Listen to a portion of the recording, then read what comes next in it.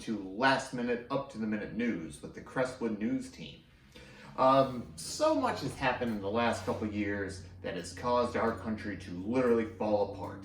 I personally believe that things started getting really crazy between the two with the passage of the Missouri Compromise. Really, ever since then, we have been arguing about what to do with this new land, and there's so much tension between the North and the South that it's just causing this country to split.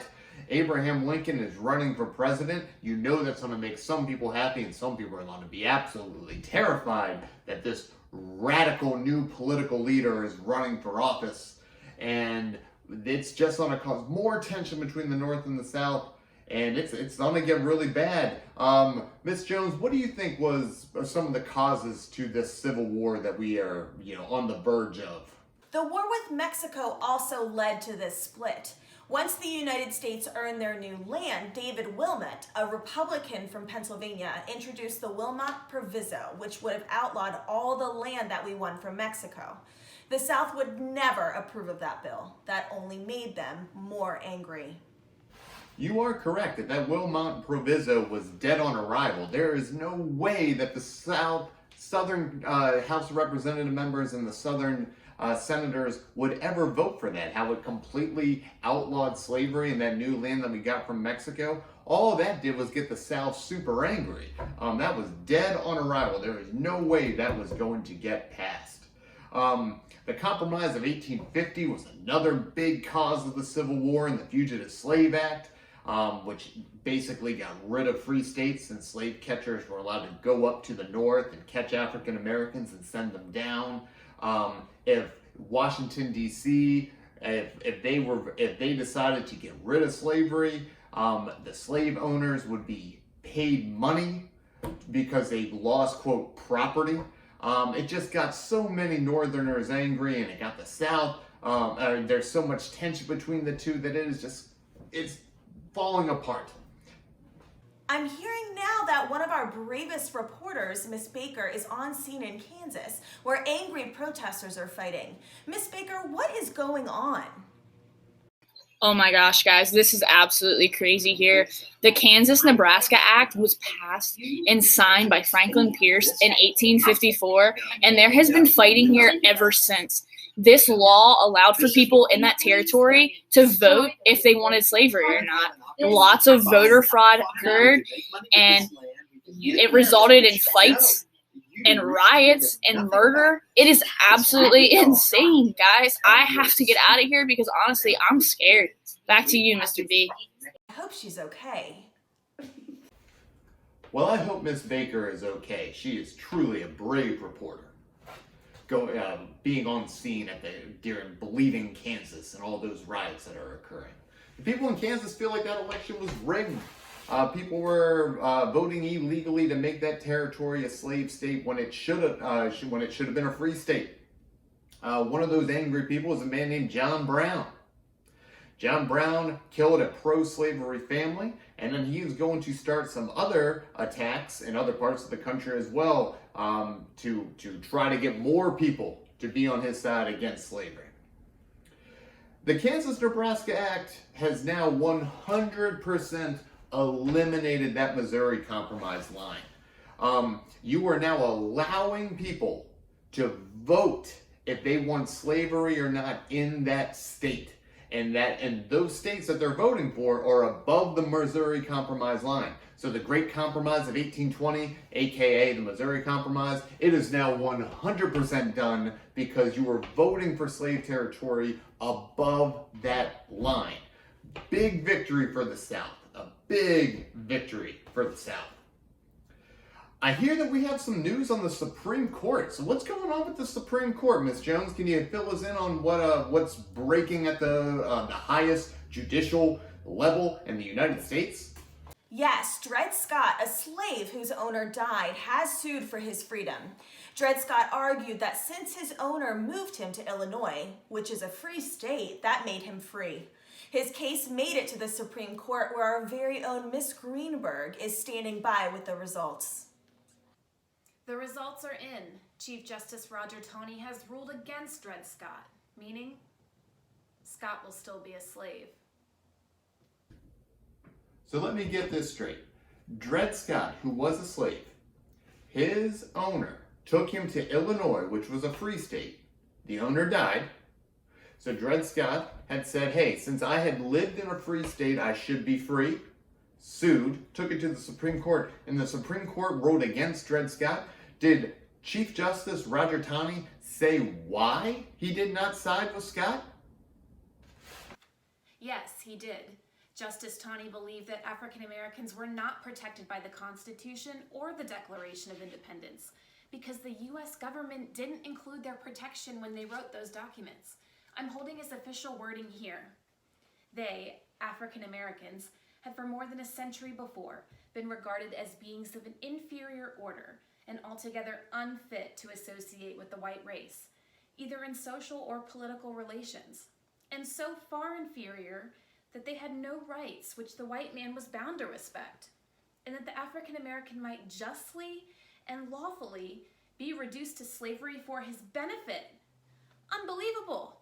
Taney believed that the African Americans would benefit from slavery. Now back to you.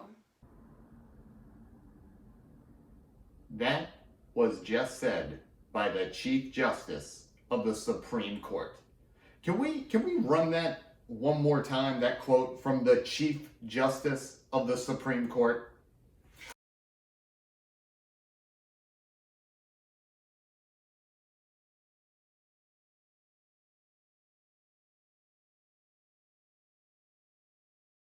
Unbelievable. Things are just getting worse. Let's now go to award-winning journalist Mrs. Dupar, who has details on our next president. It appears that Abe Lincoln will be the next president of the United States. Lincoln will become the 16th president of the United States, and he has his work cut out for him. When Lincoln was inaugurated on March 1st, 1861, 7 states had joined the Confederacy. The South is scared Lincoln is going to take their slaves away, even though Lincoln has said repeatedly that he will protect slavery where it already exists. He just doesn't want slavery to expand. Lincoln is going to do whatever he can to save the United States from falling apart. Back to you. What caused the South to be so angry with Lincoln's election? Let's send it to Crestwood's own new frontline reporter, Mr. Reefer, for the details. I'll take a bagel and a little schmear. Yeah, thank you. Oh, coffee too. Yeah, that'd be perfect.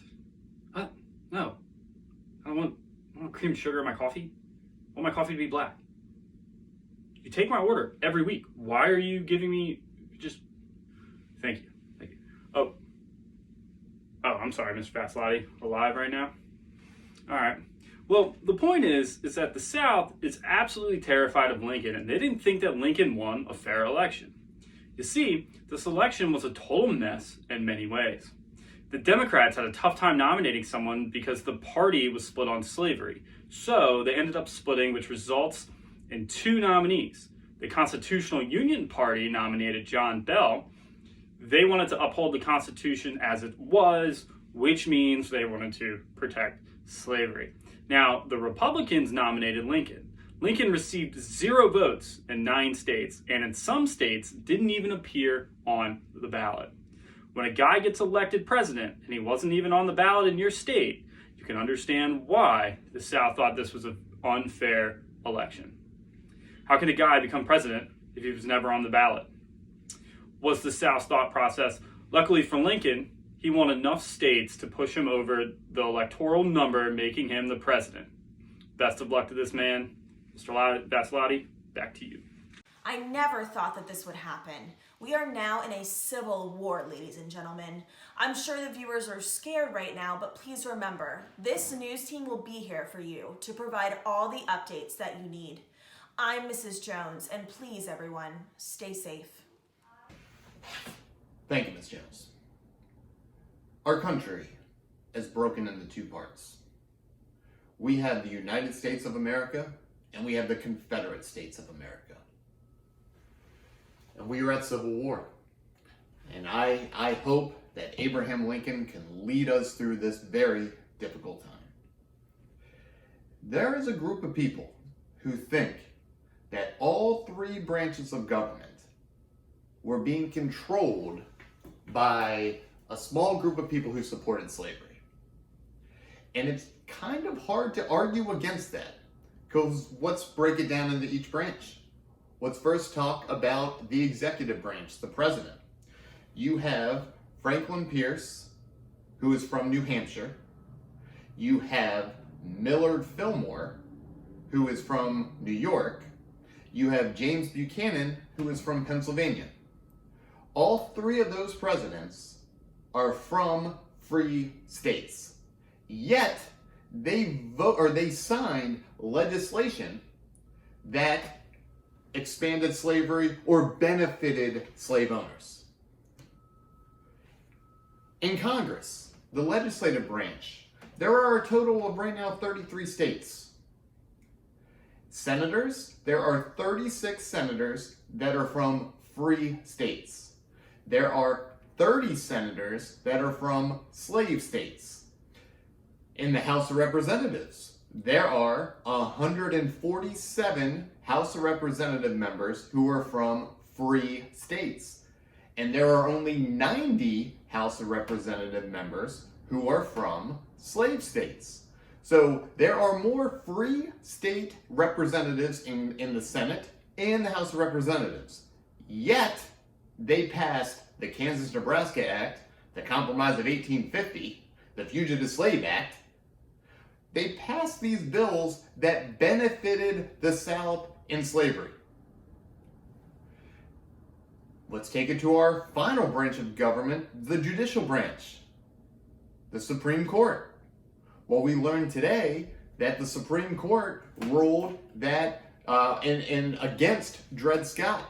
And you heard Roger Taney's explanation saying that African Americans would benefit from being enslaved, and that we don't take their rights into account because when they wrote the Declaration of Independence and in the Constitution, they were never thought of as equal or having any freedom or rights at all. So you have all three branches of government have supported the South and supported the expansion of slavery or passing laws that somehow benefited slave owners. It is really difficult to argue with those group of people who think that there was this conspiracy theory for a long time to get all three branches of government to pass and support legislation and court decisions and laws and rules that benefited slave owners and slave territory. Really tough to argue against that. All we can do is hope that Lincoln can lead us through this Civil War. We will be here to get through this difficult time. Good night and good luck.